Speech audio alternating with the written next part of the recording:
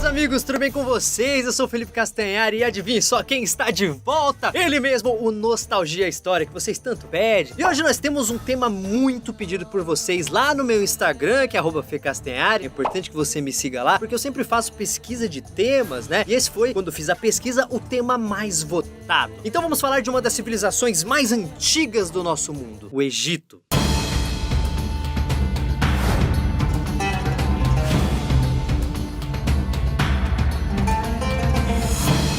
Todo mundo conhece algum elemento da cultura egípcia? Tem múmias, pirâmides, deuses com cabeças de animais, faraós, e tudo isso é muito da hora sim, mas você conhece a história do Egito? Como eles surgiram? Como as pirâmides foram construídas? No que eles acreditavam? Acredite, galera, a história do Antigo Egito é incrível. Ela é repleta de batalhas e tretas políticas, tem guerras, invasões de outros povos e está recheada de personagens famosos. Temos Cleópatra, Tutankhamon, Ramsés, isso pensando só nos figurões, né, egípcios. Se a gente falar de gente que não nasceu no Egito, mas passou por ali, temos Alexandre o Grande e também, é claro, Júlio César, mano, olha o tamanho dessa saga. E claro, nós temos um dos maiores rios do planeta e um dos personagens principais dessa saga. Eu estou falando, é claro, do rio Nilo. Porém, nossa história não começa exatamente no Nilo, mas sim nas areias em volta dele, o famoso deserto do Saara. Mas antes de fazer essa viagem, eu gostaria de agradecer a todos que estão assistindo a playlist dos vídeos de história, todos que me encontram pessoalmente, né, pra elogiar, seja pra falar que eles ajudaram com sua nota na escola ou pra passar no vestibular. De verdade, galera, de coração, muito obrigado. A gente faz esses vídeos com muito carinho, mas é sempre bom lembrar que eles dão um baita trabalho. E é por isso que eu sempre peço pra vocês se inscreverem aqui, deixarem o like, porque isso faz com que os nossos vídeos de história continuem relevantes aqui na plataforma. Conto com vocês. Mas tudo bem, chega de enrolar. Vamos colocar o pé na areia e dar um passeio pelo Antigo Egito. Vai ser muito da hora, eu prometo.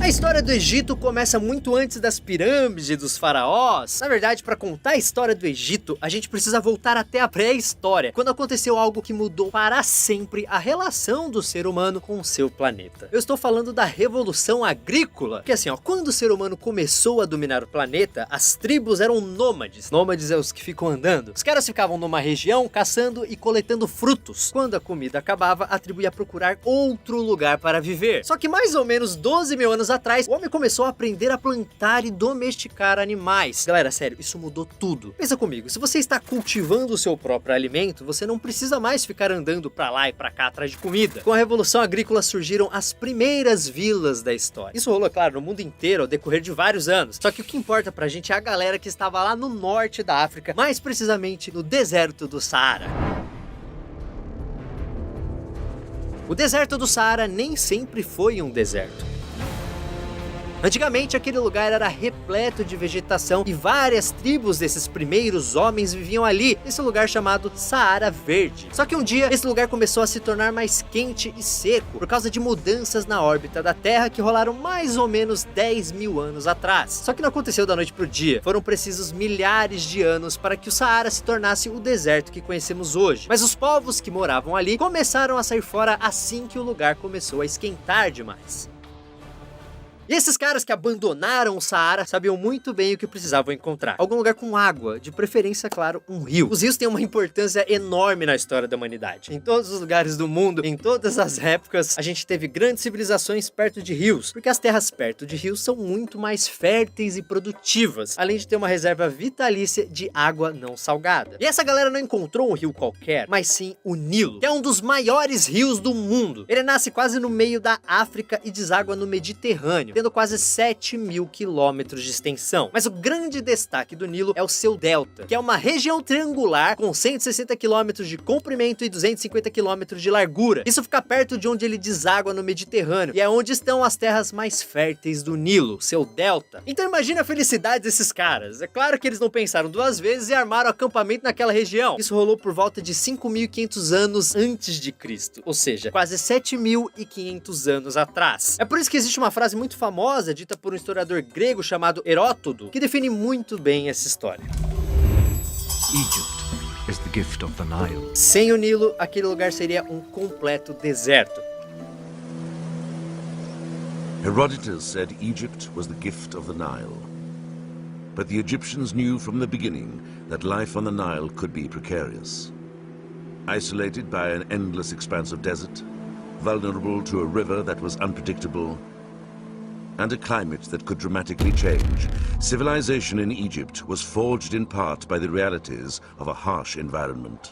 Agora, essa galera que migrou do Saara não era um único povo, eram vários povos e cada um escolheu um lugar perto do Nilo para viver. Só que, obviamente, logo eles começaram a brigar pelas melhores terras da região. Sim, meus amigos, a humanidade já tretava naquela época. O controle daquela região mudava o tempo todo. Entre os anos 4000 e 3000 a.C., aquele local já tinha várias cidades que não paravam de crescer. Isso é fundamental para entender a formação do Império Egípcio. Várias dessas cidades começaram a fazer alianças porque estavam na mesma região e porque os povos desses lugares acreditavam que descendiam de um mesmo antepassado místico. Essas alianças começaram a formar espécies de províncias chamadas de nomos. Vocês lembram dos nomos na escola? Cada nomo tinha suas leis, seus costumes e seus deuses preferidos. E claro, cada um tinha o seu chefe, que era chamado de nomarca. Veja bem, não é monarca, é nomarca. Como muitas vezes o povo achava que o nomarca tinha sido escolhido pelos deuses para governar o lugar, esse cara ganhava status de rei, general e juiz. Mas Castanhari, eu me lembro dos faraós. Onde que eles entram nessa história? Eu quero ver os faraós. Bem, esses nomos foram entrando em guerra e fazendo aliança uns com os outros. E o resultado disso é que os vários nomos se uniram em dois reinos. O reino do Baixo Egito e o reino do Alto Egito. Isso é um negócio que confunde muita gente na escola. O Egito tem essas duas regiões, só que se a gente olhar o mapa, vai achar que tem alguma coisa errada. Porque o Baixo Egito fica no alto e o Alto Egito fica embaixo. E não é pra virar o mapa de ponta cabeça. Esse negócio de alto e baixo tem a ver com o Nilo. O Alto Egito fica no sul, mais perto da nascente do rio, ou seja, é um terreno mais alto. E aí, conforme a altitude do solo vai diminuindo e o rio vai em direção ao Mediterrâneo, a gente chega no Baixo Egito. Só que, como eu disse, isso não era ainda o Império Egípcio, e sim um monte de gente que vivia quebrando o pau entre si. Essa história só mudou por volta do ano 3100 a.C., ou pelo menos é isso que diz a versão mais conhecida da história do Egito.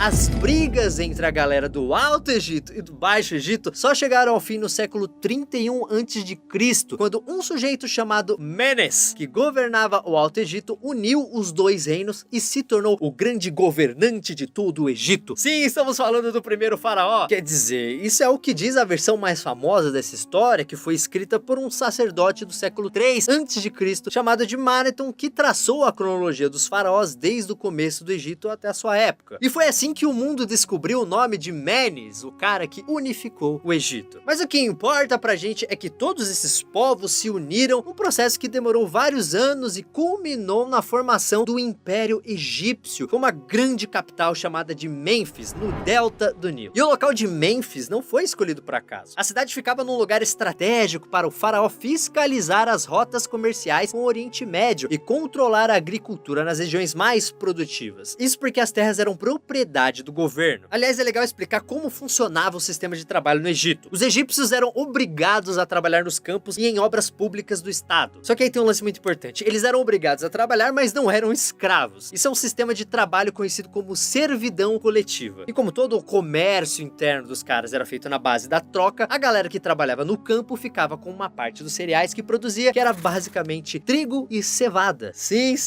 cevada. Sabe aquela cervejinha que você ou seu pai gosta de tomar no final de semana? Pois é, foram os egípcios que inventaram isso. Mas é claro que a maior parte da produção ia mesmo para o faraó. Esses cereais ficavam estocados nos celeiros reais e alimentavam os artesãos e os funcionários do governo. Só que eles também serviam como reserva para alimentar o povo no caso de acontecer algum problema na produção. E como a agricultura estava totalmente ligada ao Nilo, era o rio que determinava a rotina do Egito. Os caras tinham praticamente 3 estações do ano, que não tinham nada a ver com o nosso verão e inverno, mas sim com o que acontecia com o rio. A primeira delas rolava de julho a outubro, junto com as cheias do Nilo, quando as águas do rio invadiam reservatórios e canais de irrigação e inundavam todas as terras usadas para a plantação. Em novembro, essa água baixava e os egípcios ficavam até fevereiro semeando os campos. Aí, entre março e junho, era a época da colheita. Mas isso não quer dizer que os egípcios eram uma galera pacífica, passava o ano inteiro, só plantando. Os caras faziam várias expedições militares na África, atacando povos como os núbios e líbios, sempre em busca de mais recursos. E foi assim plantando durante o dia e à atacando os vizinhos durante a noite, que o Egito começou a acumular cada vez mais riquezas. Isso fica claro nos túmulos desses primeiros faraós, que eram construções enormes chamadas de mastabas. Ou seja, muito antes das pirâmides já rolava aquele lance de faraó ostentação. Aliás, todo mundo sabe que é impossível falar do Egito sem pensar na figura do faraó. Mas para entender o faraó, a gente precisa falar da religião egípcia, que é muito da hora.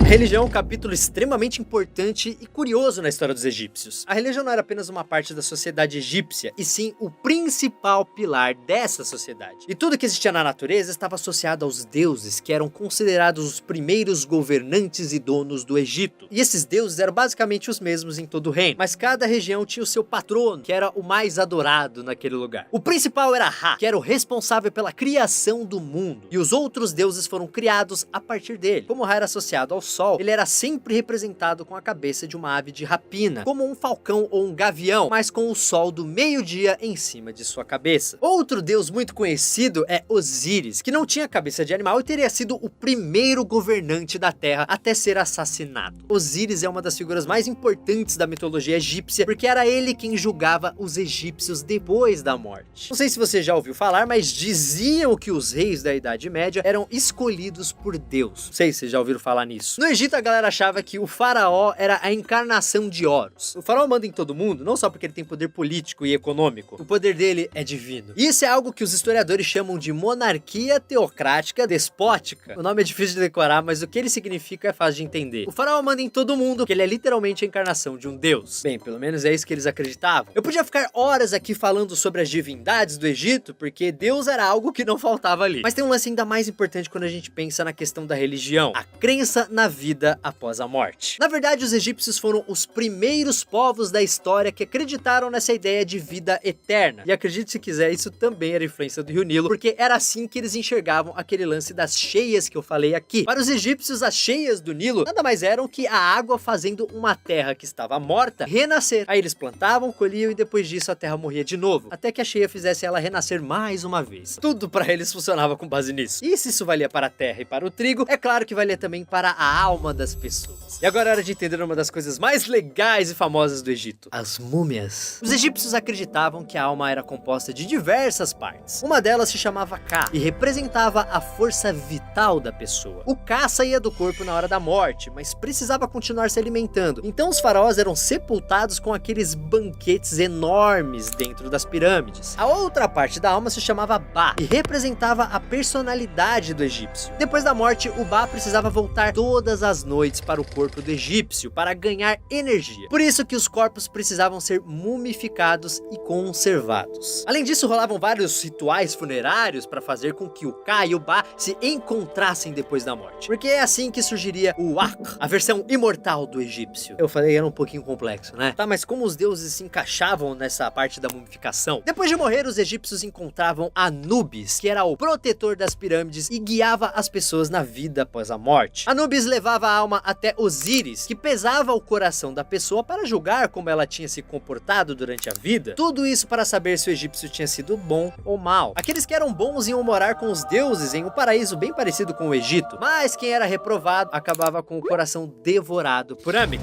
um demônio que era uma mistura de leão, hipopótamo e crocodilo. Ou seja, nada de vida eterna para essa pessoa. Lembra quando sua mãe falava que se você não se comportar, o Papai Noel não vai trazer nada de presente para você? Bem, se você acha isso ruim, é só imaginar que no Egito as mamães falavam assim pro filhinho: é bom você arar essa terra aí, porque senão o seu coração será devorado por um demônio.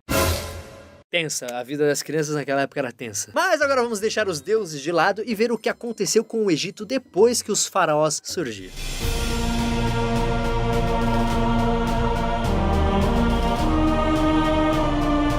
Menes, ou Narmer, foi o primeiro faraó do Egito. Aí depois dele veio Horus Ra, e depois...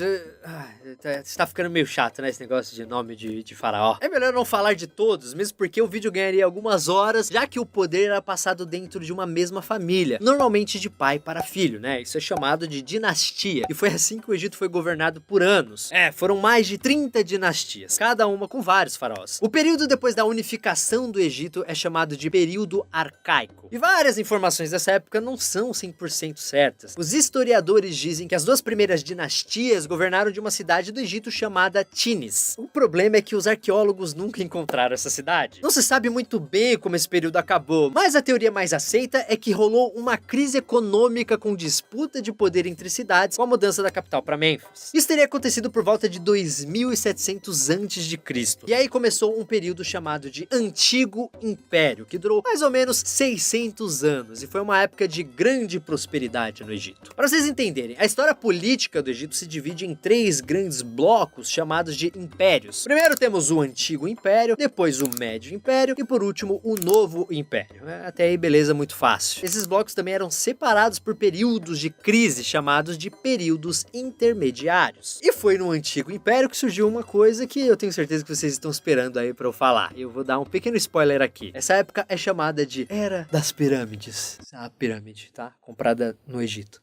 Nessa época, o Egito prosperou. E por vários motivos. A agricultura começou a se desenvolver muito, né? Agora, além do trigo e cevada, eles tinham ervilha, cebola, linho, tamaras, diversas árvores frutíferas, além de pecuária com bois, ovelhas, porcos e cabras. O comércio com outros povos também aumentou. E os ataques militares contra núbios e líbios continuaram rolando. Ou seja, o Egito estava on fire. Só que nada disso seria possível sem uma administração muito bem dividida e competente. Assim, quem mandava mesmo lá no lugar era o faraó. Só que tinham também os nomarcas, né, cuidando das províncias. E além deles tem outras duas figuras que são muito importantes aqui que a gente precisa falar. A primeira delas é o vizir, um cara que era o braço direito do faraó. Tinha um vizir do Alto Egito e o outro do Baixo Egito. E eram eles que coordenavam todo o serviço público, como cobranças de impostos e o suprimento de água de cada cidade. A outra figura muito importante é o escriba, que teve um papel essencial no crescimento do Egito. Esse sujeito era educado nas artes da escrita e da matemática. E essa escrita era aquela combinação de símbolos e desenhos chamada de hieróglifos. O papel do escriba era documentar tudo o que acontecia na administração do império. E era tudo mesmo, desde as colheitas até transações comerciais. Esse cara era tão importante que era considerado parte da corte real. Então ele não pagava impostos, nem podia ser recrutado pelo exército. Aliás, o cargo era tão bom que normalmente passava de pai para filho. Então, com essa administração funcionando e a alta produtividade agrícola, o Egito ficou enorme e cheio de riquezas. E aí voltamos para o lance da religião, né? Como eu disse aqui, aquele negócio de vida após a morte era tipo a paixão nacional dos caras. Então os faraós aproveitaram que estavam cheios de recursos e começaram a bancar monumentos enormes só para isso. Você se lembra que eu falei que as primeiras tumbas dos faraós eram chamadas de mastabas? Bom, o primeiro faraó do Antigo Império, um cara chamado Djoser, achou que aquilo era pequeno demais para ele e decidiu construir um monumento que tinha 6 mastabas, uma em cima da outra. Foi assim que surgiu a primeira pirâmide da história, que foi inclusive projetada pelo vizir do Djoser, um cara chamado Imhotep. Sim, é aquele mesmo. O Djoser lançou moda, porque quase todo faraó que apareceu depois dele queria uma pirâmide para chamar de sua. Mas a coisa ficou séria mesmo na 4ª dinastia, quando o faraó chamado Kelps construiu a Grande Pirâmide de Gizé, que é uma daquelas que ainda existe até hoje. Aliás, ela é a única das 7 maravilhas do mundo antigo que ainda está de pé. É importante que vocês entendam uma coisa, o conhecimento dos caras era tão avançado em matemática, física, engenharia e até mesmo em astronomia, que era o suficiente para construir esses monumentos imponentes como as pirâmides. Agora, não é porque os caras manjavam dos paranauês da construção civil que construir as pirâmides foi algo extremamente fácil. Só na pirâmide de Kelps, né, que é a maior delas, foram usados mais de 2 milhões de blocos de pedra. A maior parte desses blocos pesava 2,5 toneladas, mas alguns deles, tipo os que eram usados na Câmara do Rei, chegavam a pesar 80 toneladas. More than 4,500 years ago, about 100,000 workers painstakingly stacked up 2 million limestone blocks over 20 years to create a pyramid with a precise 51-degree slope on 4 sides.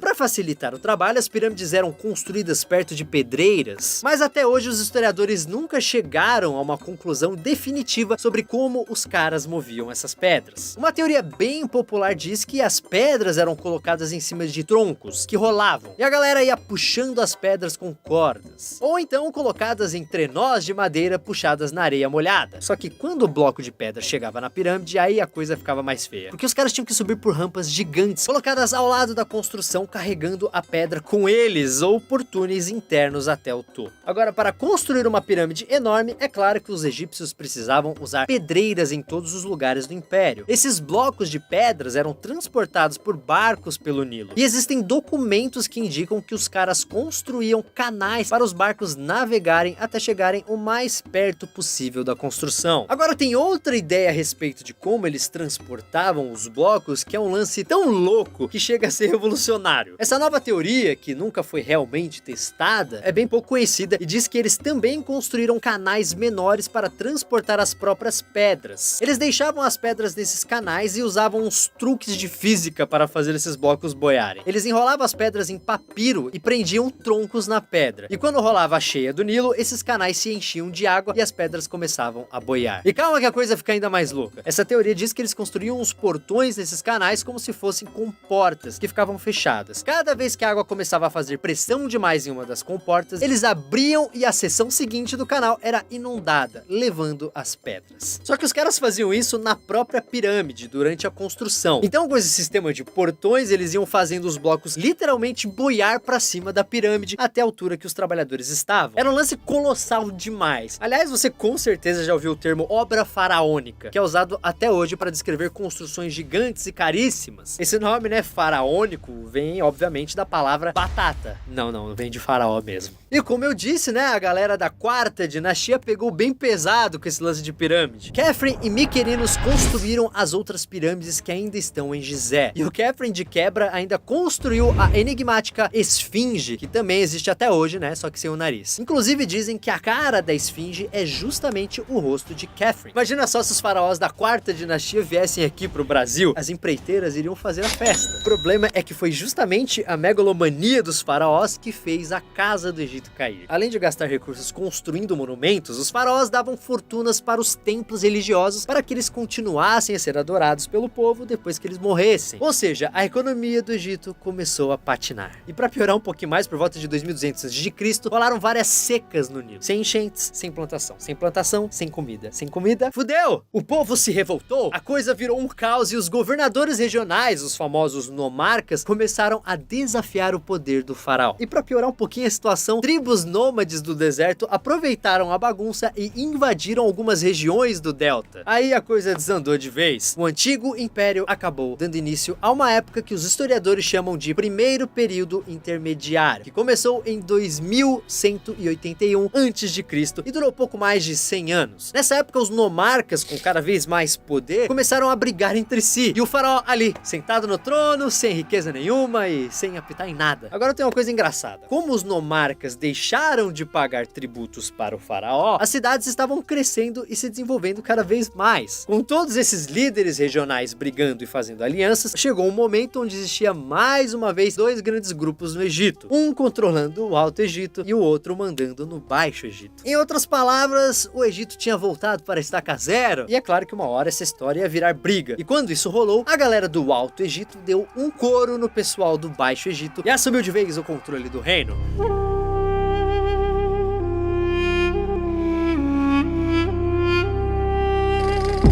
Depois que o Egito foi reunificado, começou um novo período de paz e prosperidade chamado de Médio Império, que durou cerca de 300 anos e uma dinastia e meia. Sim, isso mesmo, uma dinastia e meia, porque o cara que reunificou o Egito foi o sexto faraó da 11ª dinastia. Essa galera da 11ª dinastia governou da cidade de Tebas, mas durante a 12ª dinastia, a capital ficou em Ititaui, outra cidade que os arqueólogos nunca conseguiram encontrar. E o Egito voltou a crescer, especialmente porque a agricultura melhorou e os exércitos conquistaram de vez a Núbia, assumindo o controle de minas de ouro e pedras preciosas.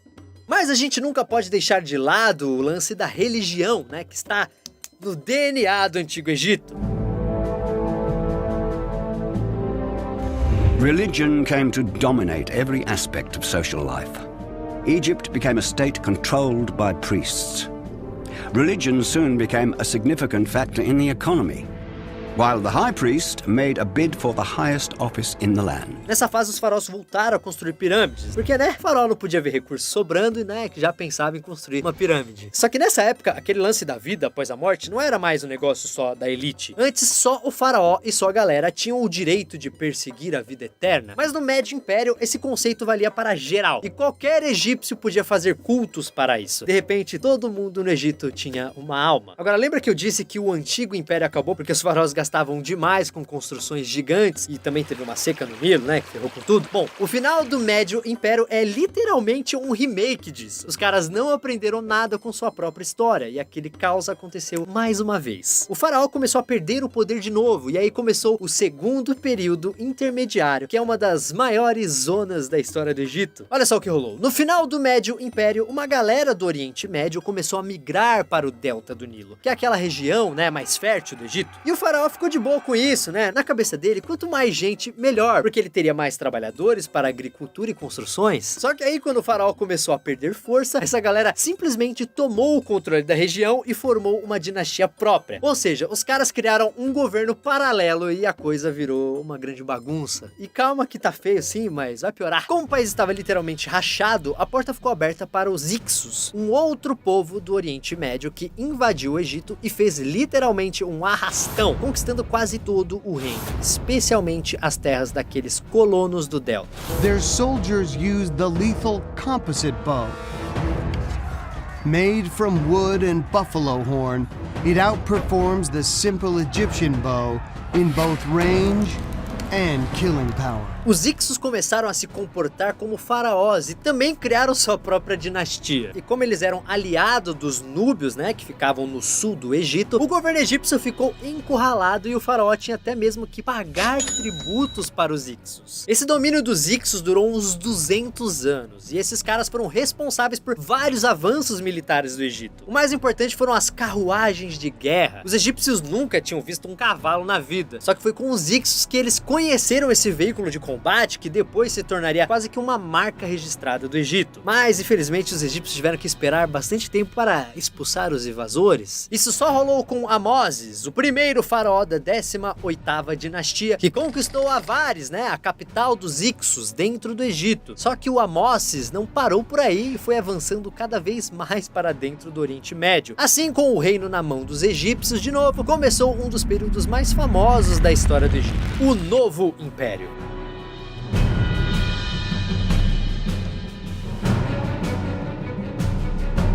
Foi no Novo Império, que começou por volta de 1550 a.C., que o Egito se tornou um grande império de verdade. Como a gente viu, os períodos anteriores são chamados de impérios. Tem o Antigo Império, tem o Médio Império. É chamado de império? É, só que nessas épocas o Egito era mais um reino do que um império, né? Um reino com muita influência. Sim, mas ainda é um reino. Só que depois da expulsão dos Hicsos, os faraós se ligaram que investir em armas e exército era essencial. E eles tinham razão, né? As terras do Egito eram extremamente férteis, então todos os povos da região cresceram o olho para isso. Os egípcios perceberam que a melhor defesa era o ataque e começaram a expandir as suas fronteiras. E isso fez o tamanho do Egito aumentar demais. Chegou uma hora que o novo império ia do norte da Síria até o meio da África. E com todas essas vitórias militares, o Egito começou a ter cada vez mais escravos. Ah, escravos? Você finalmente vai falar dos escravos? Assim, a escravidão existia desde o começo do Antigo Egito, mas era pequena e sua maior parte composta por estrangeiros. Isso porque no Antigo Império e no Médio Império, o Egito não era uma potência militar. Eles até entravam em guerras, né? Mas esse lance de dominar e escravizar outros povos não era prioridade dos caras. Só que isso mudou mesmo no Novo Império, quando eles resolveram se armar até os dentes e decidindo que partir pra cima de todo mundo era muito bacana. E sempre que os caras entravam em guerra, os trabalhadores egípcios eram transformados em soldados. O problema é que o Império não podia ficar sem mão de obra, assim, pro dia a dia. E é aí que entram os escravos.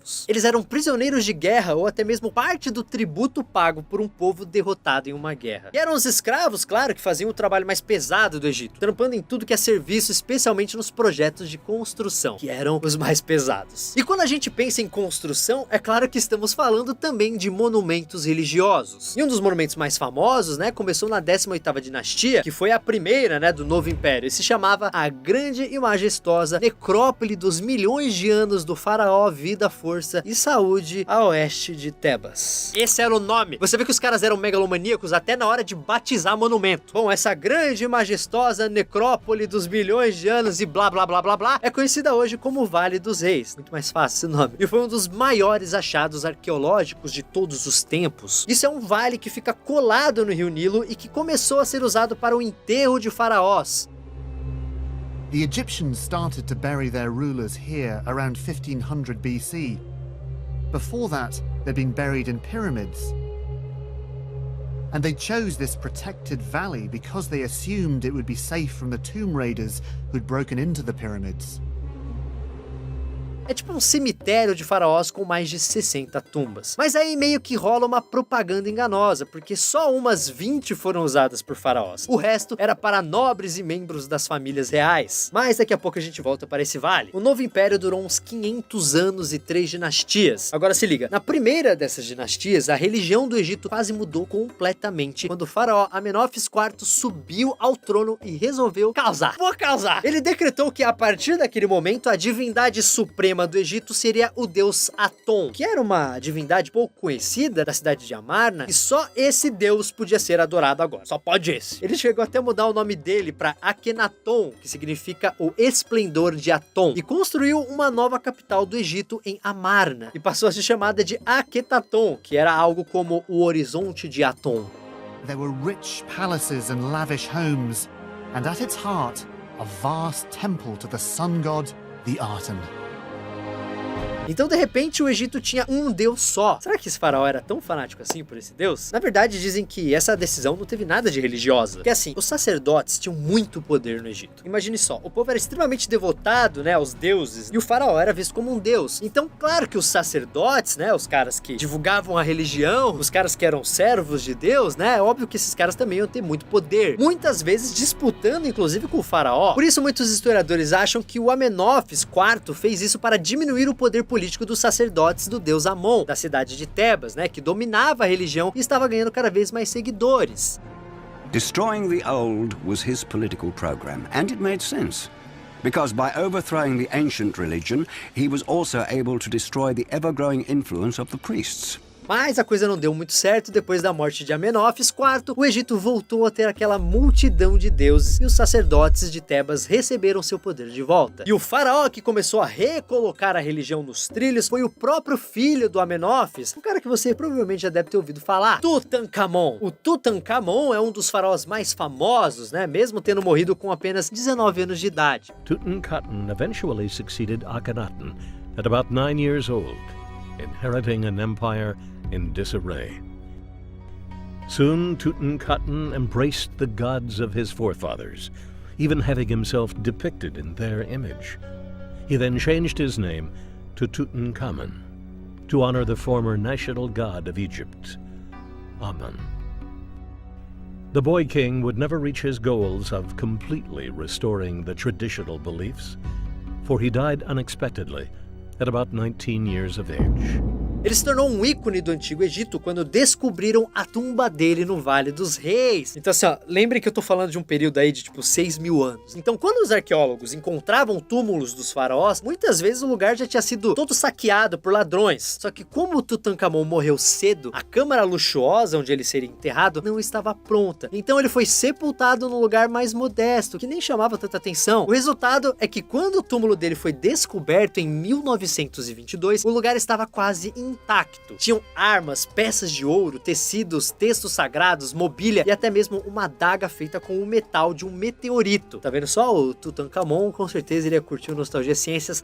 Tem que ter humor nesse vídeo. E tem uma história legal que você provavelmente já deve ter ouvido falar na maldição de Tutankhamon. Porque o que acontece? Várias pessoas envolvidas nessa expedição arqueológica morreram um pouco depois da descoberta. Cada uma de um jeito diferente. Não mexe com o faraó, dá problema. Mas maldições à parte, essa descoberta foi foda porque os arqueólogos arqueólogos conseguiram toneladas de coisas para estudar e entender melhor o Egito. O Tutankhamon era da 18ª dinastia, mas foi só na dinastia seguinte que surgiu aquele que é considerado o maior faraó de todos os tempos. Estou falando de Ramsés II, ou Ramsés o Grande. Esse cara se tornou um dos maiores símbolos do Antigo Egito, né, construindo vários templos e mudando a capital para a cidade de Pi-Ramsés. Ramsés é tão famoso, né, que ele tá no meio daquela história do Êxodo, que está na Bíblia, e mostra os hebreus sendo libertados da escravidão no Egito por Moisés. Até hoje ninguém sabe ao certo qual seria o faraó dessa história, mas Ramsés é um dos candidatos e é sempre ele que é mostrado nos filmes sobre o assunto. E o grande Ramsés enfrentou a maior pedra que existia no sapato egípcio, os hititas, que tinham um império no Oriente Médio. Só que como os dois impérios tinham forças parecidas, ninguém foi o vencedor e aí rolou o Tratado de Kadesh, que é o primeiro acordo de paz da história. Closer examination revealed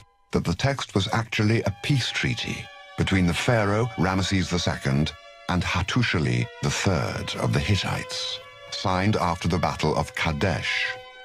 This made the treaty 3,000 years old. Como se não bastasse, né, o Ramsés ainda encontrava tempo para fazer filhos. Acredite se quiser, dizem que o cara chegou a ter 110. Ele era tipo o Mr. Catra do Egito. Agora o humor ficou um pouco demais, eu confesso. A importância do Ramsés é tão grande que depois que ele morreu, vários faraós assumiram o nome dele. Na 20ª dinastia, faraó chamado Ramsés parecia filme da Marvel. Toda hora tinha um novo. Isso foi até o Ramsés XI. Só que ter o nome Ramsés não era garantia de nada, né? E os problemas começaram de novo. Era corrupção, revoltas, golpes de estado que tiravam faraós do poder, e foi aí que rolou a cagada. Para manter sua popularidade e controlar o povo, os faraós começaram a dar cada vez mais grana, terras e escravos para os sacerdotes do deus Amon e também para os principais chefes militares. E o que aconteceu? De repente, esses caras estavam mais poderosos que os faraós. E adivinha só? O Egito rachou mais uma vez. E o novo império chegou ao fim. E aí começou outra bagunça chamada de Terceiro Período Intermediário. E aí vocês vão ver que a partir daí essa história nunca mais fica boa pro Egito. Talvez só os deuses egípcios sabiam disso, mas aí em diante a coisa ia rolar pirâmide abaixo.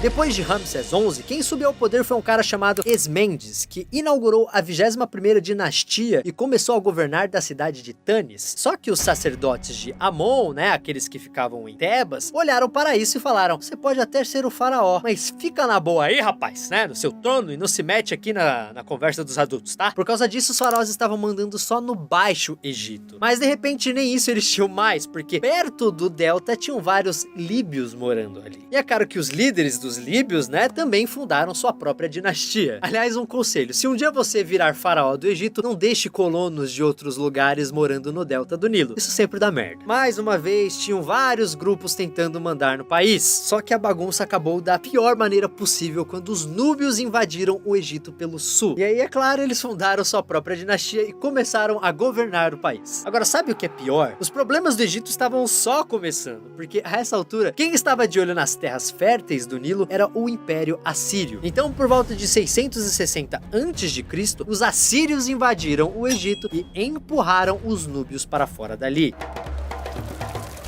To their neighbors and rivals, the Assyrians' riches and ruthless lust for power made them public enemy number one.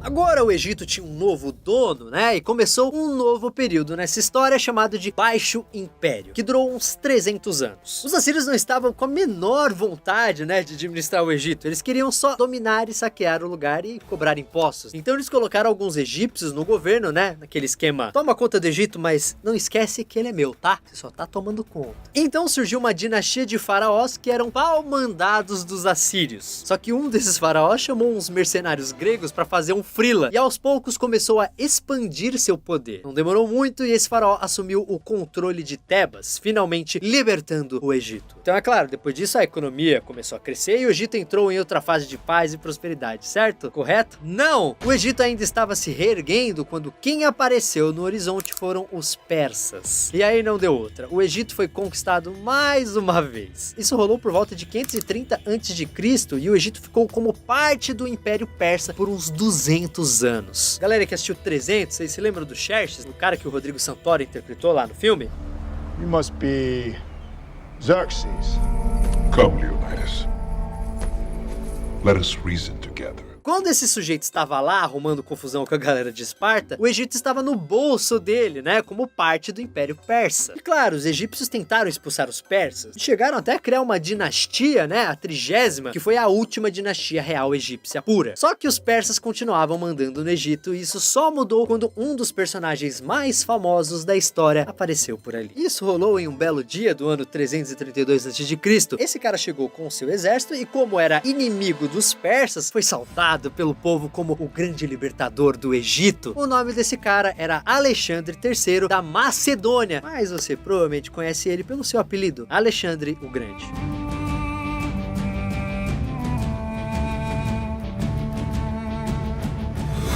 Alexandre o Grande é um dos conquistadores mais famosos de todos os tempos e montou um dos maiores impérios do mundo antigo. E é engraçado que esse cara conheceu vários lugares do mundo, só que ele meio que se encontrou ali no Egito. Isso tem a ver, é claro, com o lance dos egípcios terem recebido o cara como um herói, né, que estava ali para colocar os persas para correr. Ele foi até reconhecido como filho do deus Amon-Ra.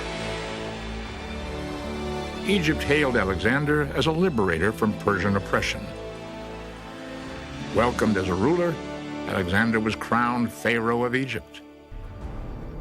E essa passagem dele pelo Egito mudou a história do mundo, porque uma das heranças disso foi nada mais, nada menos que uma nova cidade, a famosa Alexandria, que hoje é a segunda maior cidade do Egito, perdendo somente para o Cairo, que é a atual capital do Egito. Para quem não relacionou, né, Alexandria vem de Alexandre. Tinha que explicar, vai que passa desapercebido. Então a Alexandria do Egito logo se tornou uma espécie de tesouro da humanidade. E isso não é à toa, uma das coisas mais conhecidas da cidade era a famosa Biblioteca de Alexandria, que era uma das maiores bibliotecas do mundo antigo. Over 2,000 years ago, this stark, sprawling ruin was probably the most important center for learning in the world. Here, men first figured out the size of the world and the number of stars in the sky. There were laboratories, gardens, a medical school, and over 500,000 books.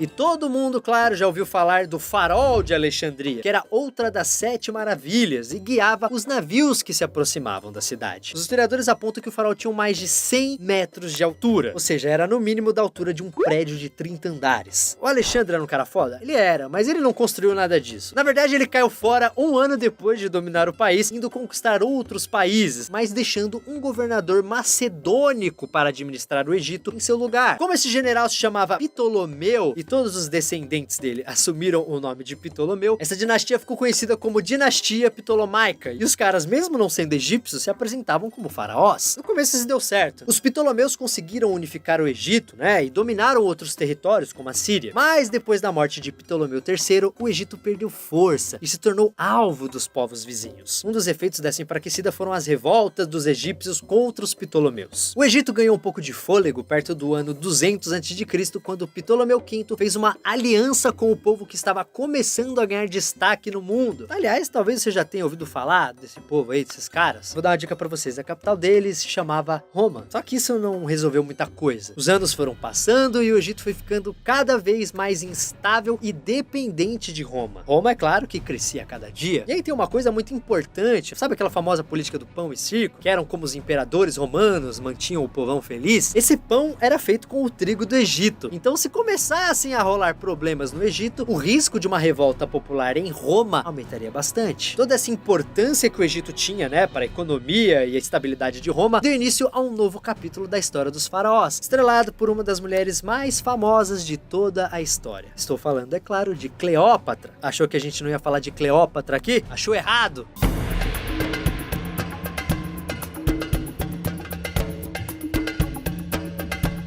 Cleópatra foi a última rainha da dinastia Ptolomaica, né? Aliás, quase todas as mulheres dessa dinastia se chamavam Cleópatra. Então nossa Cleópatra, né? Aquela que todo mundo conhece e aparece em filmes e livros, era na verdade Cleópatra VII. E aqui vale muito a pena a gente parar um pouquinho no tempo e olhar a vida dela com mais atenção, porque isso mostra bem a zona que o Egito estava. Cleópatra era filha de Ptolomeu XII, né? Esse cara teve 6 filhos e, antes de morrer, declarou que os herdeiros do trono seriam Cleópatra e o irmão Ptolomeu XIII. Aí ela assumiu o trono e se casou com o irmão, que pra gente parece uma coisa meio bizarra, mas era comum na vida dos faraós. Só que o problema é que o irmão da Cleópatra só fazia o que os assessores mandavam. E o que aconteceu é que esses assessores convenceram o faraó Ptolomeu XIII a expulsar a Cleópatra do Egito, e ela acabou se refugiando na Síria. Agora, se você acha que na Síria a Cleópatra ficou só dando indireta pro irmão dela nas redes sociais, você está enganado. Ela começou a contratar mercenários e quando finalmente conseguiu montar um exército, voltou ao Egito para mostrar quem mandava ali. Mulherona da porra. Só que enquanto isso estava acontecendo, muita coisa rolou em Roma. Eu não vou entrar aqui em tantos detalhes, né? Mas basicamente os romanos passaram por uma guerra civil que terminou com a vitória de Júlio César, que virou o grande fodão do Império Romano. E o que acontece? A Cleópatra, né, muito da esperta, sabia que a maior chance dela de voltar ao trono era fazendo amizade com Roma. Então ela marcou um encontro secreto com o Júlio César, né, que estava em Alexandria, e esse encontro entrou para a história. Que imagine só, Júlio César recebeu uma mensagem de que a Cleópatra queria dar um presente para ele. Ela já era muito famosa naquela época. Aí ele foi no lugar combinado e apareceram uns caras com um tapete enrolado. O Júlio César deve ter pensado, mano, que bosta, mano. Vem até aqui pra tapete, eu tenho um monte de tapete. Mas aí desenrolaram o tapete e quem saiu de dentro dele foi a própria Cleópatra. Tipo, o presente era ela. Cleópatra já tinha planejado seduzir Júlio César. Aí, é claro, rolou aquele clima, né? Os dois viraram amantes e o Júlio César determinou que a Cleópatra fosse colocada no trono de novo, ao lado do seu irmão. Só que uma das irmãs da Cleópatra tentou assumir o trono no lugar dela e isso deixou o Júlio César prostituto. A irmã da Cleópatra foi capturada pelos romanos, né? E o seu irmãozinho, Ptolomeu XIII, morreu numa batalha contra os navios de Roma, para a felicidade de Cleusinha, né? Que odiava ele. Sem seu irmão no páreo, ficou fácil. Cleópatra assumiu o trono. Mas ela não podia governar sozinha, então se casou com outro irmão, Ptolomeu XIV, mas continuou amante do Júlio César e teve um filho com ele. Com tudo isso rolando, o Egito continuava independente, mas sob proteção dos irmãos romanos. Aí rolou uma reviravolta digna de roteiro hollywoodiano nessa história toda. Júlio César foi assassinado em Roma e Cleópatra acabou matando seu irmão envenenado, passando assim a governar o Egito sozinha.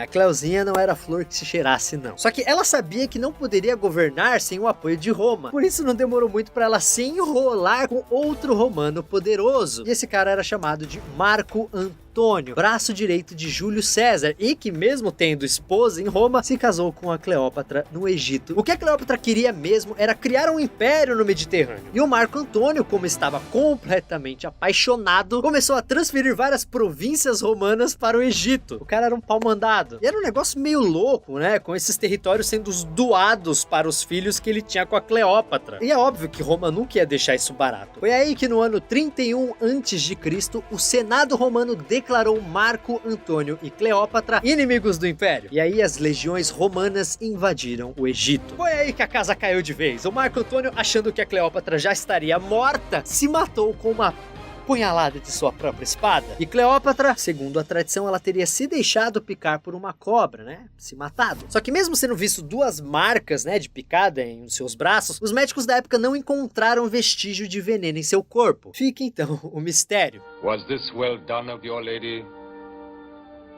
And the servant answered, extremely well. E nesse fim trágico de Cleópatra, o Egito passou a ser uma mera província do Império Romano. E isso trouxe a paz ao Egito. Claro, o povo ainda tinha que pagar, né, impostos para Roma, né, mas os romanos acabaram com as revoltas e com os ataques de outros povos da região. Agora, se algum dia você já se perguntou, né, aonde foi que o antigo Egito, né, com seus faraós, deuses e monumentos, aonde que isso tudo foi parar? Quando isso começou a desaparecer? A resposta é a seguinte: na época do Império Romano. Mas isso não muda o fato de que essa história nunca será esquecida. Isso não por causa das pirâmides ou da esfinge que ainda fascinam tanta gente, mas por tudo que eu falei aqui, das intrigas políticas aos monumentos, das cheias do Nilo, as disputas por poder, tudo isso ainda existe na memória do mundo, nos filmes, desenhos e até mesmo nos jogos. Os egípcios acreditavam na vida após a morte, e talvez eles estivessem certos, afinal, deuses e faraós ainda vivem na imaginação de muita gente, e ainda séculos depois de desaparecer, o antigo Egito continua encantando cada vez mais pessoas.